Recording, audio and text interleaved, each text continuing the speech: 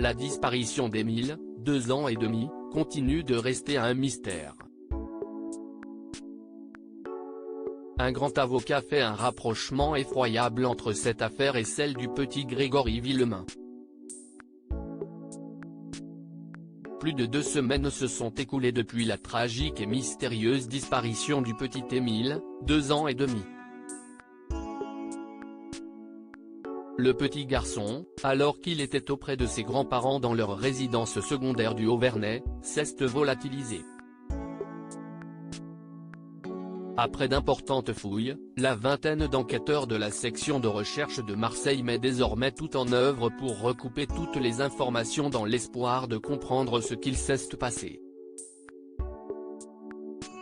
Une disparition d'un enfant, une famille unie dans le drame, et beaucoup de mystères qui laissent place à tous les fantasmes au cœur du village. Une affaire qui n'est donc pas sans rappeler un fait divers qui a marqué les esprits en France, le petit Grégory. Me Georges Catala, qui accompagne les parents de Marion Wagon, disparu à Agen le 14 novembre 1996, depuis plus de 27 ans, a accepté de se confier à la Dépêche, sur cette disparition du petit Émile.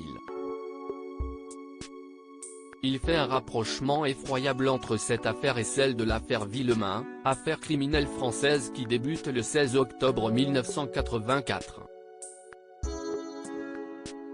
La particularité de la disparition de ce petit garçon, si est-il le lieu, ce hameau où vit une trentaine d'habitants.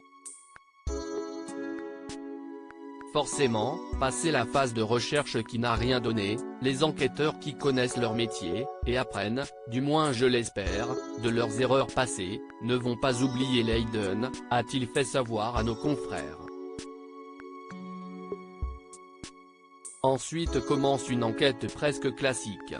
Ils se sont sûrement intéressés au premier cercle pour voir si derrière des masques de douleur ne se cachent pas des gens qui ricanent comme dans l'affaire du petit Grégory. Après, il faut vérifier les habitants du hameau. Cela devrait aller vite. Enfin, on ne peut pas négliger, et surtout pas, la possibilité d'un grand prédateur. Un coupable idéal met tout le monde d'accord au Vernay. Si la piste du drame familial n'est pas à écarter comme toutes les autres jusqu'à présent, il y a un coupable idéal qui met tout le monde d'accord du côté du Vernay.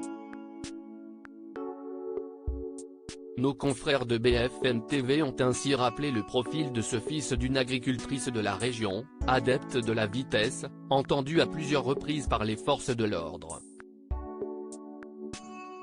Une agricultrice du village a aussi déposé son véhicule dans les locaux de la direction départementale de l'équipement, Didi, pour qu'il soit inspecté, ont-ils laissé entendre au sujet de sa mère.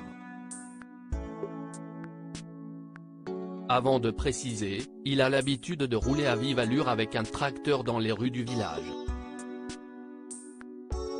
Mais jusqu'ici, il ne s'agit que de rumeurs, la police ayant pu prouver que ce jeune intense suspect n'était pas sur place au moment de la disparition d'Émile.